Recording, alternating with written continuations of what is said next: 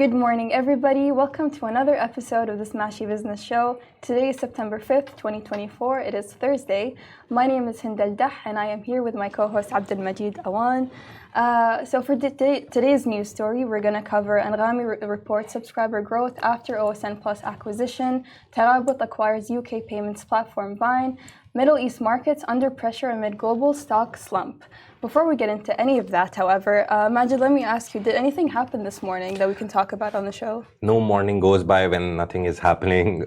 These all stories, they're the big stories, but in the morning, I saw a very good report by MENA. Their board has decided that the term from the river to the sea, which is used by pro-Palestine protesters for a free Palestine, for the end of war, which is happening, they have called it not a hate speech comment now. So you can use these terms on the Meta platforms, that is Facebook, Instagram, YouTube. So because unfortunately, that slogan has been declared by X. I remember by Elon specifically that it is a hate speech, and if you were to use it, if you were to write on a tweet from the river to the sea, Palestine will be free, you will probably be shadow banned or have your tweet removed. So mainly the concept is that the ruling came after the board reviewed 3 Facebook posts. The 3 Facebook posts said, which had this term, which had this slogan in them, and they reviewed it and they said that it does not contain language calling for violence, exclusion, or glorification of Hamas, which Hamas used this phrase in their 2017 charter. So they said it does not contain any language about that, and the decision also highlights the complexity of protecting free expression, free speech, which we always talk about, and political speech on Meta's platforms, especially during the heightened tensions with the ongoing genocide in Gaza, which we're all witnessing. And just a few things about this slogan, that in Germany, using this slogan from the river to the sea is now a criminal offense. You can go to jail and be fined. In December last year, the Council of American Islamic Relations filed a discrimination complaint on behalf of a black Muslim Arab American teacher in Maryland, US, after she was placed on administrative leave for her email signature, which had this slogan. And the US Congress member Rashida Tlaib was censured for using the phrase. So these are the instances that are the big instances related to this slogan. So, and now Meta, one of the biggest tech platforms, saying that it's not hate speech. Maybe other places will follow suit, and maybe X will also follow suit. Do you feel like Meta is taking a turn now? I mean, it's previously been seen as a platform that sells, users' information to the government, but recently Mark Zuckerberg came out and said that he was actually forced by the government. Yeah, he was pressured by the Congress, the U.S. Congress. But now he's taking a huge turn in favor of free speech and saying that, this isn't a hate speech slogan, which is seen by many in the West. Okay, this is not acceptable. But in the Arab world, we've been using the slogan for a long time. And I guess the slogan is a problem when you connect it with Holocaust. That's all I can say about this. Or if you use it to glorify Hamas. The only good thing about this slogan, and the biggest good thing about this slogan, is that it is being used for the end of a war. And war is not good for anyone. It's also been used not just for the end of a war, but the end of an occupation. It's an illegal occupation, and the slogan is meant to give rise to pro-Palestinian voices and Palestinian voices, and to call for their freedom. There's an interesting case that I also read when reading this news, that there was one, just to give you 2 sides of the picture, that people are still critics of this slogan. They think that it says that, the critics say that it says that all the Israelis or the Jews should be excluded out, driven out of the Palestinian region, which now composes of Israel and Palestine, Gaza, and all the regions. One of the measures that CNN actually used, they talked about a post which had floating watermelons, which were created through an AI, and the floating watermelons said this slogan. So they gave a comparison that nearly 1 million people liked that post, and there were like 157 or 147 reports on that. So there are still critics who believe that the slogan is anti-Jew. But I believe it's a minority, isn't yeah, it? it's a minority, but they're there. They're there. There's always going to be opposition from But Meta coming out side. and saying that it's not hate speech, it's a big step. So let's see if other platforms Elon Musk, will. The free speech guy is going to allow that. Most probably, slogan. yes. If one big company sets a tone for a slogan, obviously everyone will follow. And everyone has seen what is happening. It's not like people are blind. Everyone on social media has eyes. They can see there's like millions of videos of what is happening in Gaza. There's like UN reports, there's human rights reports, there's like all sorts of reports. The International Court, Criminal Court has decisions. So everything, every data set, every report that you pick up shows that what is happening is wrong. And this slogan, to be honest, which is being used majority by people who just want the war to end. That's it. There's no other motive, there's no subconscious, unconscious, any motive. It's just that the suffering of the people should end. Do you have any other... this is the biggest thing that I read in the morning, and then now let's move to the main stories. Move on to the main stories. So Anghami reports an 18.3% subscriber growth after a strategic OSN Plus acquisition. So Anghami, as you all who watch the show know, we are on the Anghami platform as well. Platform as a podcast. It's a premier multimedia streaming platform in the MENA region mainly. And it's announced a significant growth in its video streaming subscriber base. So now I guess it includes more videos than it's not just podcasts or audio. It's more video now. Yes. So what happened was OSN, they struck a deal with Anghami. Anghami apparently wasn't growing as much as they should have. When they came back in 2012, they were one of the biggest platforms. They were the only and the first platform which included legal music. You could listen to it, download it offline and listen to it. So it was a legal music platform. And what they did was they changed the market in 2012, but there always comes a curve where either you stabilize a lot or you don't grow. So what they did was they finally made not a merger, it's not an acquisition, they're calling it a transaction. So transaction was that OSN Plus bought their shares at a premium price, not at the price at which they were being dealt on NASDAQ. They were bought at $3.69 per share, which was way above the normal price at the end of the day on that day of stock market. And they now own the majority stake in Anghami. The good thing was that Eli Habib, the founder of Anghami, was kept as the CEO on OSN Plus merger, whatever firm they formed. He was kept as the CEO. So now Anghami has video content as well. So that's great. So they saw a 18.3% subscriber growth after the OSN transaction.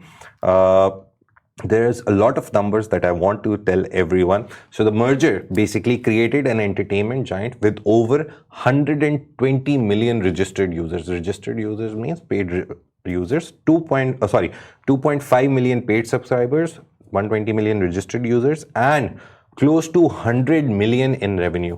So at the time of closing. So this transaction, which they're calling a transaction, I'm not calling it. I don't know why they're using the word transaction for it.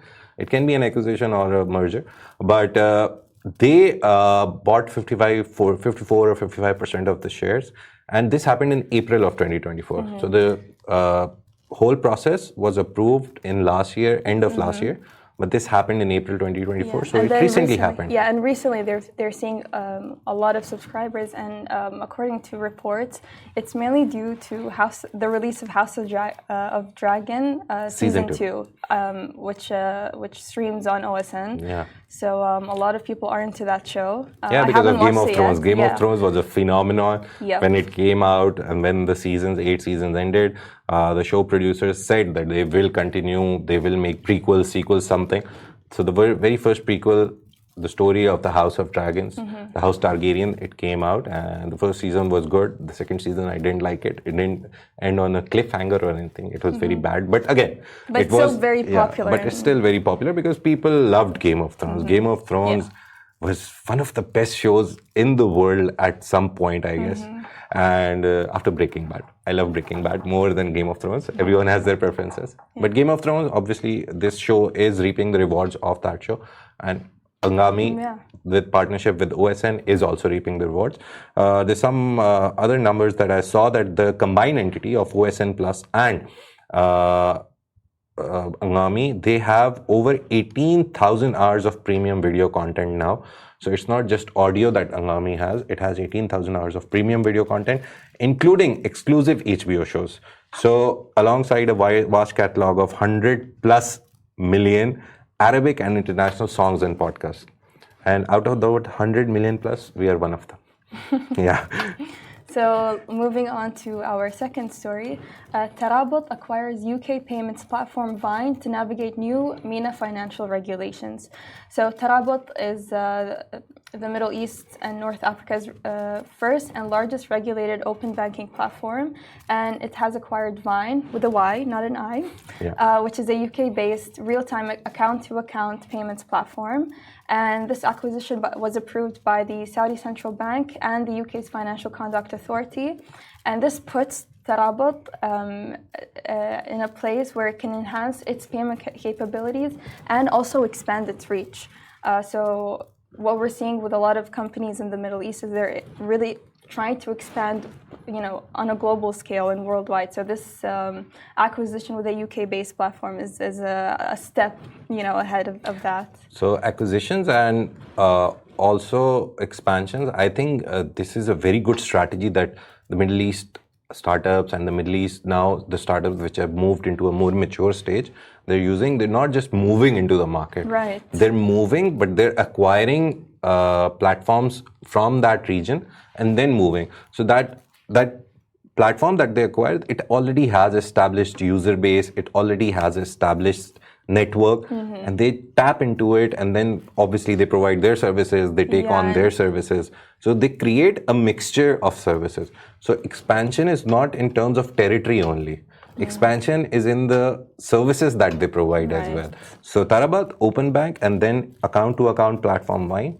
So obviously they're expanding the kind of services that they provide. So it's very, very smart move, to be honest. It is. It's not just a very normal move. A lot of people, for example, Al Majid Farood, that is seeing the IPO is going to close soon. September 15th was the last date. The IPO subscription was closed within 2 hours. A lot of IPOs we also talked about on the show, the Saudi IPOs, they were closed in the first hour. They are moving. They're just moving to another country, placing a shop. Maybe they can acquire a perfume factory there or perfume setup there and then put their products in. Because some brands in the UK or in other markets, in the European markets where Al Majid Farood is going, they already have established brand presence. They have a recall value. People love those brands. So they can maybe start acquiring stuff. Good idea, right? It is a very good idea, actually. So this integration will offer businesses in the Middle East, especially in retail and automotives, the ability to conduct instant secure payments and bypassing traditional costly methods. So this will be a good alternative. So basically, they're bypassing banks because they charge a lot. And they take a lot of time to process. We talked about crypto as well. People love crypto because the transaction... Just easier. Yeah, the transaction is quicker and the amount that you get deducted from your part is also cheaper. And Tarabut will begin rolling out Vyne's A2A payment technology starting in Bahrain, with also plans to expand in Saudi Arabia and the UAE. And it's also poised to capitalize on new financial regulations, offering seamless payment solutions and enhancing real-time reporting and reconciliation. So yeah, this acquisition will put Tarabut to continue its mission of connecting financial ecosystems across the Middle East. So yeah, that's a good thing. And yesterday, the Saudi Central Bank also announced the second part of their framework for open banks. So Tarabut is trying to go to other markets by going for not only acquisitions, they're also trying to be compliant with the policies of the country that they're moving in. So their Saudi expansion is obviously in the plans, but before going there. They're the open banking platform. They have to comply with Saudi's policies as well. Yeah, of course. So it's a good move. Again, very smart move. MENA people are very smart right now. The startups, the youngsters who are coming up with these startups. So anybody watching the show should take tips from these guys because they really know how to expand their business and make themselves known. Yeah. Let's move on to our final story. Middle East markets under pressure amid global stock slump. So the global stock markets took a big hit on Wednesday, and this was primarily driven by a sharp drop in tech stocks, particularly Nvidia, whose shares fell by over 9%. And the sell-off had a ripple effect worldwide, of course. It affected a lot of different markets across the globe, with European markets down by 0.6% to 0.9%, and Asian markets, which including Tokyo and Taipei, dropping more than 4%. Now, here in the Middle East, the markets also followed suit, with stock indices in Egypt, Saudi Arabia, Dubai, and Abu Dhabi experiencing declines. Yeah, so the global stock market, we saw recently in this month also that actually at the end of last month, that the global stocks fell like crazy. There was a big slump, and that was because of the jobs report that was about to be published in the US. So the job report, it was expected that nearly 150 or 160,000 jobs were created in US, but the numbers were very low. They were like 115 to 120,000. So that report, before it came out, created this red environment where everything is red, everything is in minus. And then after that came, it was again the same story for a few days, but the markets, they recovered. So the recovery period over the last 2 or 3 weeks was good. People were expecting that good things will happen. And September, there's another report coming on Friday. It's an economic report. So this combined with Nvidia's stock dropping because they reported not good numbers in their economic report. So a lot of, it's not a single thing, not Nvidia, it's just a combination of a lot of stuff. Right. And I was reading that in September, usually the global markets see this slump.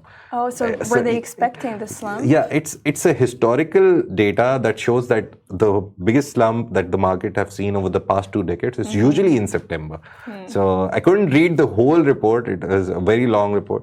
But so historically, September is not good for stocks. So if you're buying and selling and if you're trading, usually just keep September as a holiday period. Don't buy anything, don't sell anything. Maybe sit on it, wait till November when the markets recover. So historical data says that. But I find it interesting that,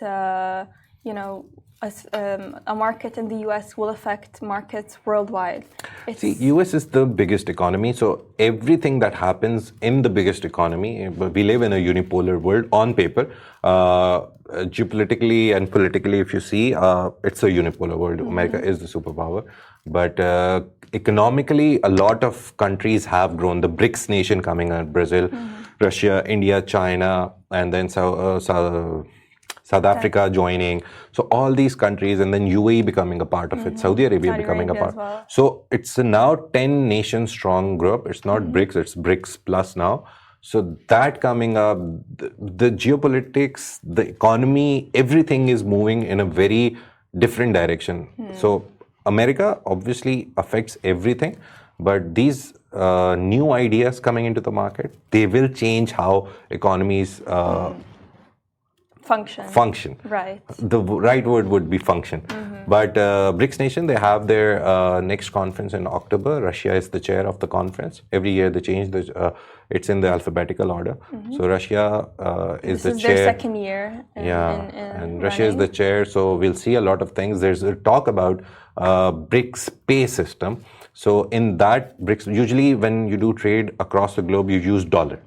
So, but currency fluctuation is so much that, for example, in Pakistan, if I made a deal with someone for example, $100, the rate of Pakistan USD to PKR will fluctuate so much that in Pakistani currency, I may face a loss.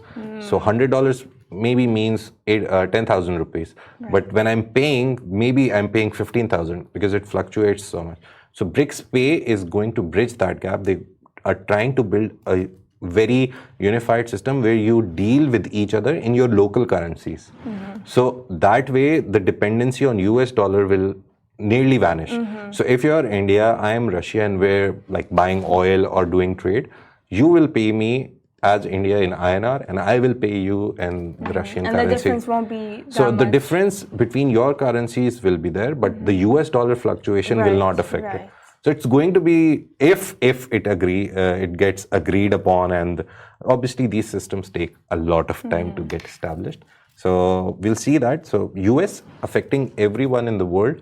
If these BRICS nations come together, some other countries come together, European countries come together, they start trading in their own currencies, the US dollar dependence will vanish, and then these stock markets will also maybe not affect us. Yeah, it will really change the landscape. So the markets in the US and Europe all closed negative. Only there was one or two, where's the finance page? Yeah, so S&P closed at around minus 0.16%, 0.16%. Dow 30 recovered later in the day. So, but they recovered very low. It was like plus 0.09%. Nasdaq closed at 0.3. Russell closed at 0.1. Europe markets, the major markets, the first major 7 numbers, all are in negative. Asian markets, which usually set the benchmark, actually the Asian markets open in the morning, and then according to UAE time, Asian markets are the first one that open. So Asian markets usually set the trend, oh, it's going to be a bad day, good day.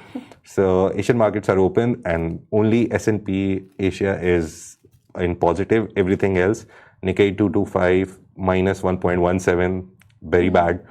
So maybe this trend will continue today. I have some information on the Middle Eastern indices. So Egypt's EGX 30 dropped by 0.07%. Dubai's DFMSI dropped by, 0.50%. And then Abu Dhabi's ADX dropped by 0.132%. So these markets are seeing the overall effect of the global economy. The Friday report, we're waiting for that, and most probably till Friday this trend will continue. We will see red everywhere. Nvidia, mainly if you talk about Nvidia, they lost nearly across the board throughout the day. I saw them losing nearly 14% of their money, but they closed at around 9 or 10%. But that's a big, this removed nearly $230 billion from Nvidia's stock. So it's not even million, it's billion. So yeah, so most probably they'll lose a lot of money. Also, I just saw that our Nvidia's Jensen Huang, who is the head of Nvidia, he just crashed out of the 100 billion club. So after his net worth plunged by almost 10 billion. So Jensen Huang, he was part of the 100 billion club. His worth was more than 100 billion. But now he's crashed out. He's out of that club. Yeah, so he's lost nearly 10 billion in just like 2 or 3 days. Oh, wow. So this is what the stock markets do to you. I remember even the last slump that we saw in August, a lot of people lost a lot of money. Elon Musk lost nearly $15 billion. The guy, Microsoft guy, Mr. Bill Gates, he also lost a lot of money. Warren Buffett lost a lot of money. He was smart, he sold Apple at that time. So yeah, stock markets are a very big thing. We usually don't discuss it, but whenever there is a slump, we have to discuss it. So today we discussed a lot of interesting things. In Anghami and OSN partnership is reaping rewards. Finally, Anghami saw 18.3% growth in their subscriber base, mostly pushed up by the House of the Dragon. Every time I try to say it, Game of Thrones comes on my tongue. So yeah, House of the Dragon Season 2, it was very useful for both of them because OSN Plus streams that. So in Anghami saw an increase, then we talked about the global slump and then Middle East markets being affected. And Tarabut, the biggest open banking platform in the Middle East, has acquired Vyne, which is a UK setup, which is a UK platform for account-to-account payments, and they're expanding in the region. They're doing good. So this is what we've discussed today. Yes, so if you joined us in the second half of the show, or if you missed a part of it, you can always find us on all these streaming platforms like Anghami, Spotify, and Apple Podcasts. You can also find us on Instagram, TikTok, X, Facebook, and YouTube. We also have a daily newsletter that comes out at 6:30 a.m. Every day. Yeah. And we talk about the things we talk about on the show with more detail, as well as other short stories. Thank you, everybody, for joining us on the Smashy Business Show, a Smashy Business production, part of the Augustus Media Podcast Network. We'll see you tomorrow. Bye-bye.